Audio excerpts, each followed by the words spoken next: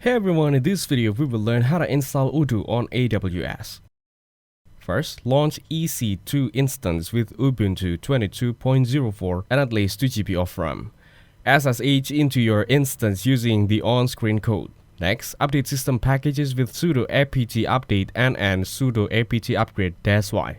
Now, install PostgreSQL using sudo apt install PostgreSQL -y and start the service. After that, create a PostgreSQL user for Odoo using create user -s Odoo _user. Here, install Python dependencies with sudo apt install Python 3 pip build essential -y. Clone Odoo for GitHub using the on-screen prompts. Then install required Python packages using pip install -r requirements.txt. Finally, run the Odoo server using the given command and open it via browser. Thanks for watching. Don't forget to like and subscribe to see more content like this.